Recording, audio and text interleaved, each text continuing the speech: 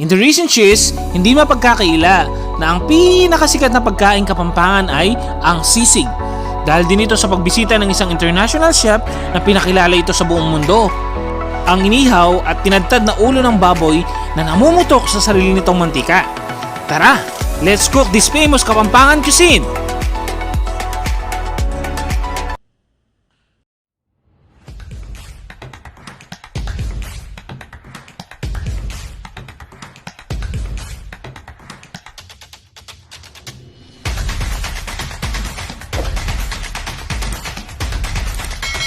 Heto na ang kumpletong ingredients ng ating modern Kapampangan sisig. Una sa ating listahan, of course, hindi mawawala ang ating pork head, 500 grams, grilled and chopped into mince. Next one is red onion. Pwede rin kayong gumamit dito ng white onion, guys. Next is onion leeks. This is only optional, guys. You can also use red chili if you want spicy.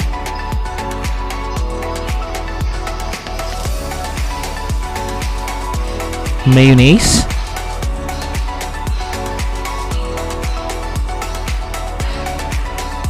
Lemon. You can also use lime kung wala kayong calamansi. Ang ating chicken liver. Grilled.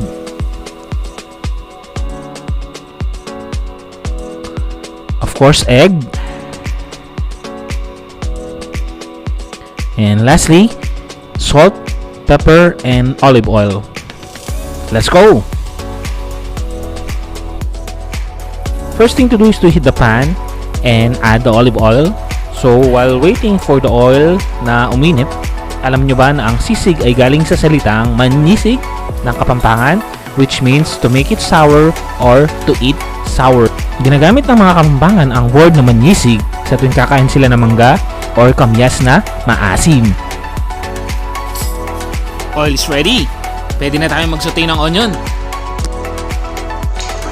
Habang hinihintay natin maluto ang onion, alam nyo ba na ang sisig ay sinimulan ni Aling Lusing noong 1974 sa Angeles City, Pampanga?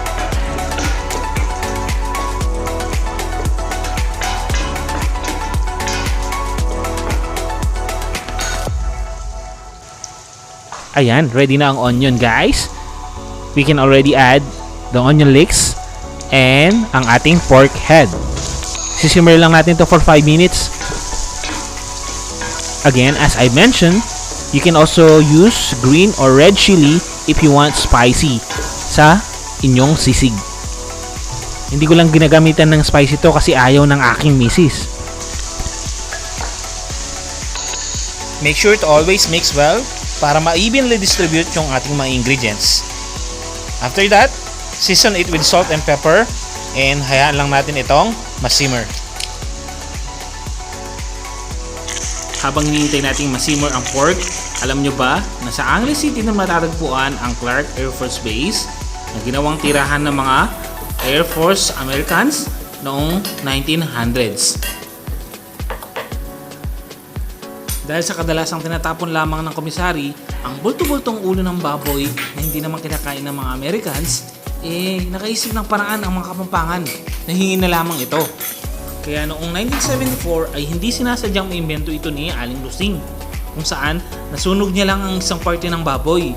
Dahil ayaw niya itong masayang, ginawa niya, tinadtad niya ito, nilagyan niya ng calamansi, suka at atay. Yan, nasimmer na natin ang pork.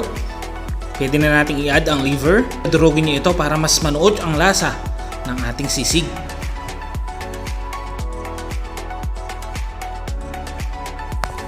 In the year 2003, Angeles City, Pampanga was declared as the sisig capital of the Philippines. And guys, nadurog na yung liver. Ilalagay ko na dito yung lemon. Since wala namang calamansi dito sa Middle East, pwede rin kayong gumamit ng lime.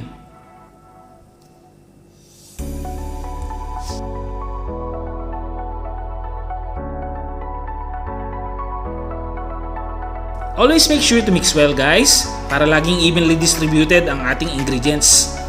Simmer lang natin to for 2 minutes. While waiting, Alam nyo ba na every month of December, nagkakaroon ng Sisig Festival ang Angeles City, Pampanga, kung saan pwede nyo masaksihan ang pagluluto ng 600 kilos of baboy.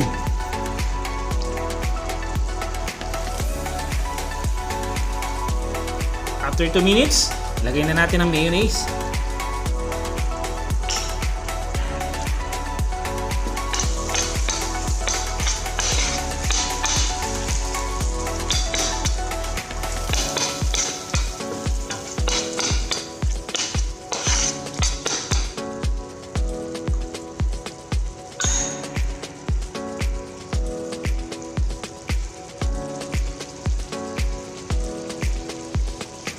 Lastly, pwede nyo nang ilagay ang egg.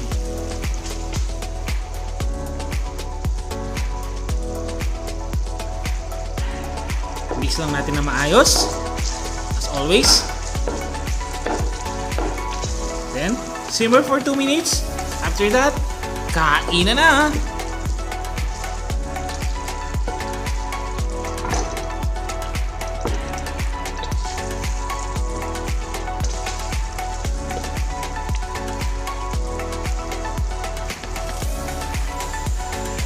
Sa mga walang available na sizzling plate, pwede nyo namang ilagay kahit sa containers. Ready to serve na! Kung nagustuhan nyo ang video ito, don't forget to like and share. And don't forget to follow me on my Facebook page at All Day Daddy and sa aking Instagram at All That Day Daddy. Hanggang dito na lang guys! This is All Day Daddy once again. Bye bye for now!